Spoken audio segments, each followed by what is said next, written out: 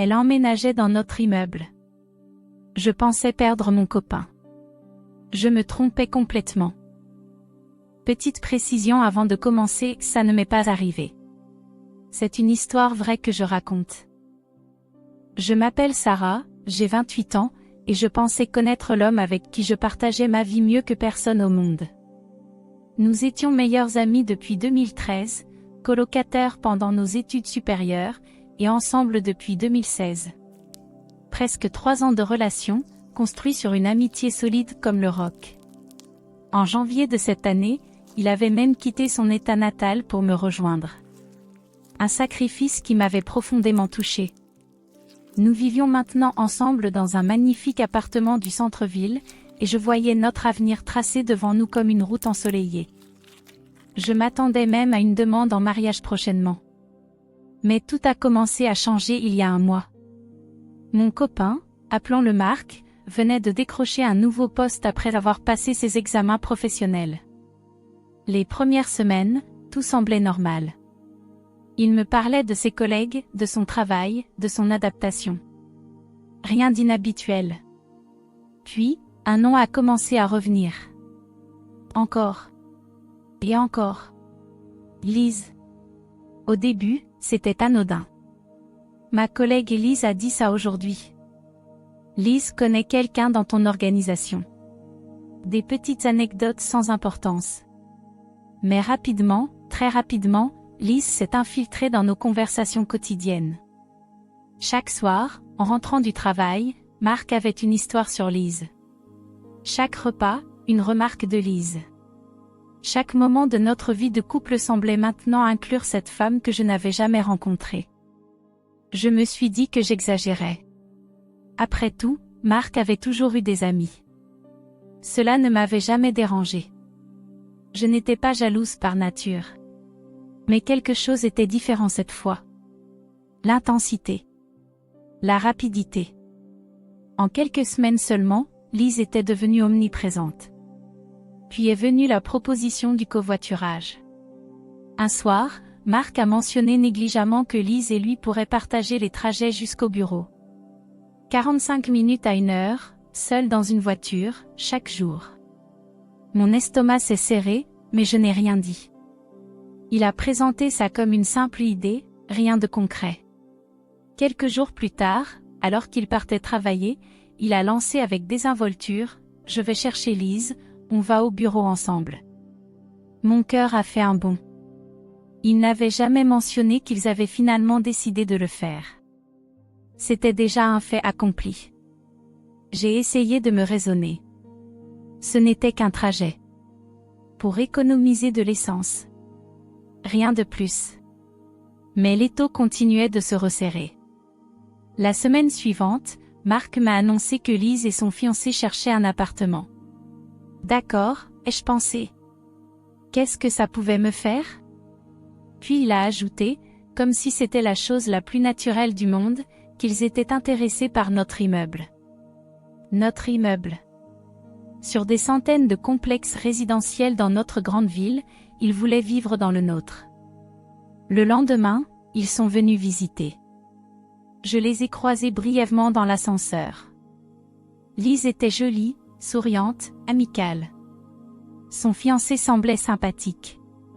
Un couple normal. Mais pourquoi ici? Pourquoi notre immeuble? Le soir même, Marc m'a annoncé avec un enthousiasme débordant qu'ils avaient signé le bail.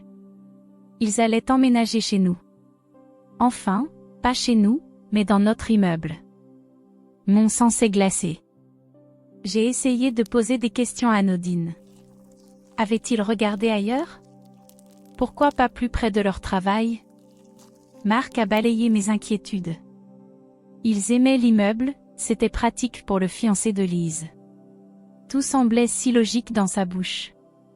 Mais moi, je sentais que les murs se refermaient sur moi. À partir de ce moment-là, les textos ont commencé. Les appels téléphoniques. Marc me disait que c'était pour le travail, pour l'appartement, pour des questions pratiques. Mais combien de fois peut-on vraiment avoir besoin de s'appeler pour des questions pratiques? Je ne vérifiais pas son téléphone. Je ne suis pas ce genre de personne. Mais le doute s'était installé comme un poison lent. Le week-end suivant, nous sommes allés rendre visite à ma famille.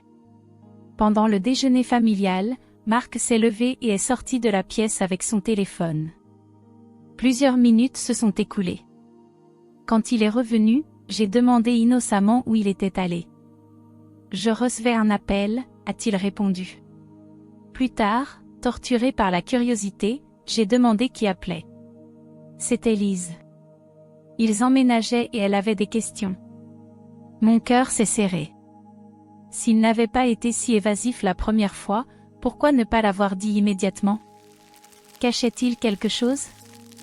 Le soir même, je devais le déposer à l'aéroport. Il rentrait dans notre ville tandis que je restais quelques jours de plus avec ma famille. Dans la voiture, une pensée m'a traversé l'esprit. Tu vas prendre un Uber pour rentrer à la maison? C'est ce que nous faisions toujours. Marc a hésité. Cette hésitation qui en dit tellement. En fait, je pensais demander à Alice de venir me chercher. Pour économiser l'Uber.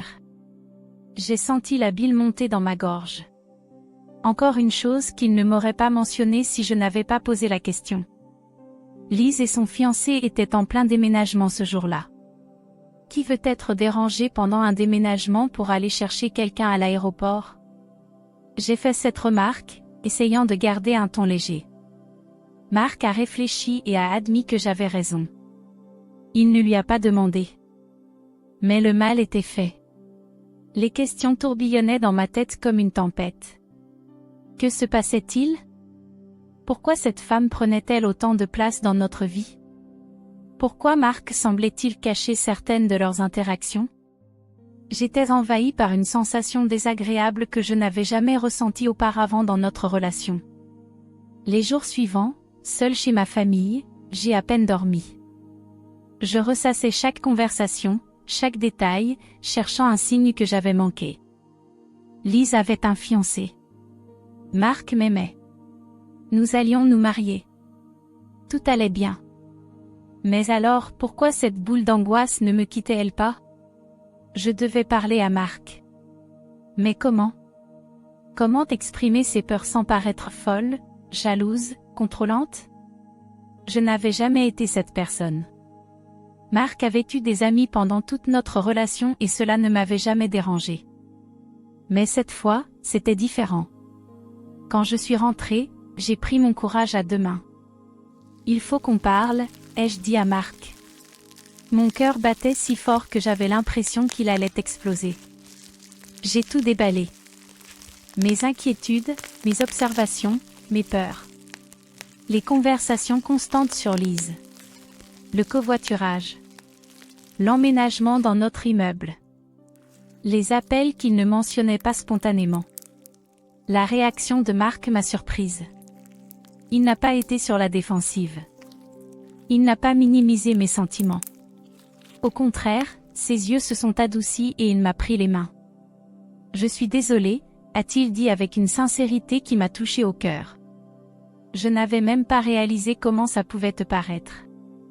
Lise est juste une amie. Je te le promets. Il m'a expliqué que les appels non mentionnés n'étaient pas intentionnels. Il ne cherchait pas à me cacher quoi que ce soit. Puis il a posé la question qui a tout changé, que puis-je faire pour que tu te sentes mieux?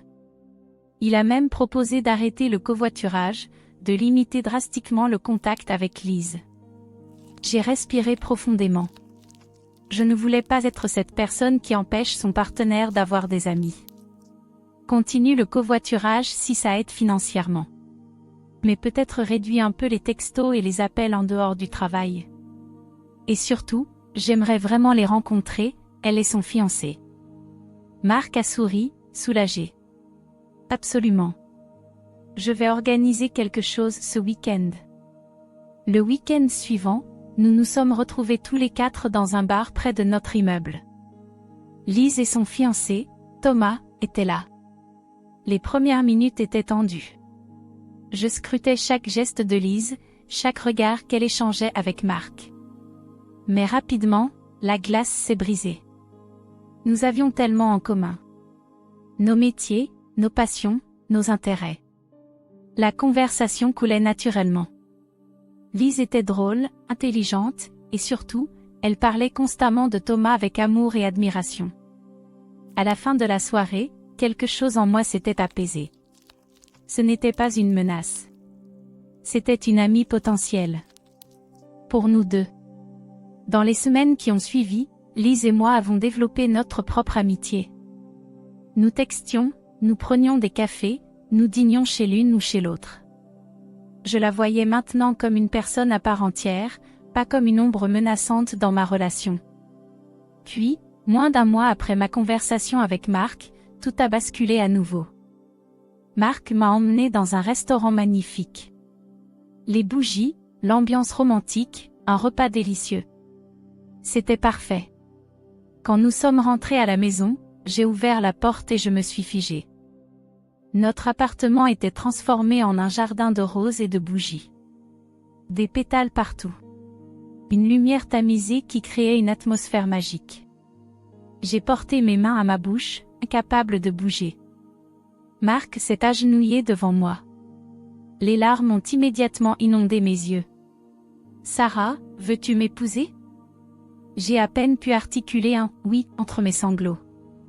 Nous nous sommes enlacés, pleurant de joie, appelant tous nos proches pour partager la nouvelle. Puis quelqu'un a frappé à la porte. C'était Lise, un appareil photo à la main et les larmes aux yeux. Elle est entrée et a pris des photos de nous, immortalisant ce moment parfait. C'est là que Marc m'a tout expliqué. Toutes ces conversations avec Lise. Tous ces textos. C'était pour préparer la demande en mariage. Les fleurs, les bougies, le champagne, les accessoires, tout avait été livré chez Lise pour que je ne découvre rien. Elle avait même gardé la bague chez elle la semaine précédant la demande. Toutes ces interactions que j'avais trouvées suspectes étaient en réalité Marc organisant la plus belle surprise de ma vie. J'ai regardé Lise, cette femme que j'avais redoutée, jalousée, suspectée. Elle pleurait avec nous, sincèrement heureuse pour notre bonheur.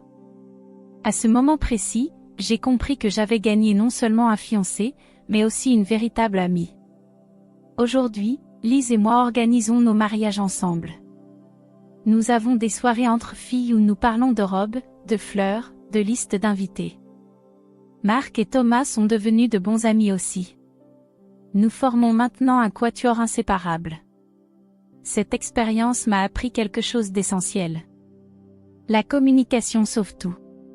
Si je n'avais pas parlé à Marc, si j'avais laissé mes peurs me ronger en silence, notre relation aurait pu se détériorer. Mais j'ai choisi la vulnérabilité. J'ai choisi l'honnêteté. Et Marc a choisi de m'écouter, de me rassurer, de m'inclure. Parfois, ce qui ressemble à une menace est en réalité un cadeau déguisé. Lise n'était pas l'autre femme. Elle était la complice de l'homme que j'aime pour créer le moment le plus parfait de ma vie. Et maintenant, elle est devenue l'une de mes meilleures amies. Alors oui, j'avais raison de me sentir mal à l'aise. Mes instincts me disaient que quelque chose se tramait. Mais ce quelque chose n'était pas ce que je craignais. C'était quelque chose de bien plus beau. C'était l'amour de ma vie qui préparait notre avenir ensemble, avec l'aide d'une amie extraordinaire. Notre mariage est prévu pour l'année prochaine. Et devinez qui sera l'une de mes demoiselles d'honneur? Lise, évidemment. La femme qui a failli devenir ma pire crainte, mais qui est finalement devenue une bénédiction.